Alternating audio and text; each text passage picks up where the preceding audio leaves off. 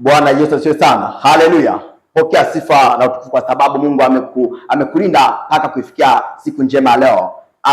Lakini pia nikukaribishe tena katika kipindi hiki ambacho tutakuwa live siku zote. Haleluya. Na anayekuletea kipindi hiki sio mwingine ni mtumishi wa Mungu Japhet Samola Kinko. Karibu ili uweze kujua ile kweli, na kweli iko kihuru. Popote ulipo, chukua Biblia yako ili tuende ukili wa Biblia, ili Roho Mtakatifu aweze kutuongoza mwanzo wa kipindi mpaka tamati. Sema, Bwana Yesu, nakushukuru kwa ajili ya neno lako. Roho Mtakatifu, niumbie moyo mpya wa kulisikiza neno lako na kuweza kulielewa na lizae matunda katika maisha yangu. Asante kwa sababu utanilinda na kuniongoza mwanzo wa ibada mpaka tamati. Sema amen. Haleluya. Bwana asifiwe sana. Basi siku njema leo, mtumishi wa Mungu, tutakuja kuangalia kwa habari za kukata mzizi wa fitina. Kukata mzizi wa fitina. Haleluya. Tunaposema kukata, maana yake kutenganisha, kusambaratisha au kuchanganua. Bwana Yesu asifiwe sana. Lakini tunaposema mzizi, maana yake mwanzo, chanzo au chimbuko la kitu. Haleluya. Bwana asifiwe sana. Lakini tunaposema fitina ni zao la kimwili. Zao hili linamtafuna mtu ambaye hajasimama na Mwenyezi Mungu. Ni zao la kimwili, lakini ndani yake kuna uchocheo wa ugomvi, ndani yake kuna uchocheo wa kugombana, ndani yake kuna uchocheo ambao umejaa uchungu, kiasi kwamba mtu anapokuwa na roho hii anakuwa kama mtu ambaye analeta fitina kati ya ndugu ili waweze kugombana, wasiweze kuelewana. Bwana Yesu asifiwe sana. Haleluya.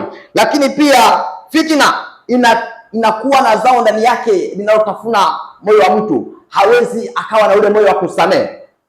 Haleluya. Haleluya. Mungu atusaidie sana. Ukimta yote ambaye haleluya, nimesema hana uwezo wa kusamehe kabisa. Lakini tutakuja kuangalia namna ya kukata hii mizizi, kukata mzizi wa fitina. Haleluya. Kukata mzizi wa fitina ni hali ambayo itakufanya wewe uweze kuwa huru, uweze kuwasamehe watu mbalimbali, lakini pia nguvu hii utaitoa moja kwa moja kutoka kwa Mwenyezi Mungu. Tutaangalia namna 3 za kukata mzizi wa fitina. Haleluya. Unapokuta watu, mtumishi wa Mungu, wana fitina, kitu cha kwanza ambacho unatakiwa ukifanye, moja, inatakiwa uambie watu hao wapatane. Haleluya. Watu hao wapatane, wao kwanza wapatane. Hapo ndipo utakapoweza kukata mzizi wa fitina. Lakini kama watu hao hawataweza kupatana, utatumia namba 2. Namba 2, utawaita watu ambao wanawazunguka, mmoja au wawili, ili waweze kuwapatanisha. Na kama ikishindikana, neno la Mungu limesema kwamba uliite kanisa. Unapoliita kanisa itaweza kuwapatanisha. Haleluya. Haleluya. Haleluya. Basi tuangalie mzizi wa mwisho, ambao mzizi wa mwisho watu wanaotumia sana, lakini wanapoutumia kumaliza matatizo yao yanakuwa na impact ambayo ni impact hasi katika hali ya kawaida. Haleluya. Na pointi ya 3 ni vita. Bwana Yesu asifiwe sana. Vita katika hali ya kawaida, mtu anapotumia vita kukata mzizi wa fitina, unaleta shida. Unaweza ukaleta tofauti, misunderstanding. Pia unaweza ukaleta vita aidha kwenye jamii au ndani ya nchi au ndani ya nchi na nchi. Bwana Yesu asifiwe sana. Lakini pia katika ulimwengu wa kiroho, vita, na kushauri sana mtoto wa Mungu itumie katika ulimwengu wa kiroho, kwa sababu katika ulimwengu wa kiroho utaweza kusambaratisha kila aina ya kazi za ibilisi. Bwana Yesu asifiwe sana. Kupitia hizi pointi 3 zitakusaidia katika maisha kukata mzizi wa fitina. Unapokuwa kazini, endapo watu watagombana, basi utaweza kuwaita na kuwapatanisha.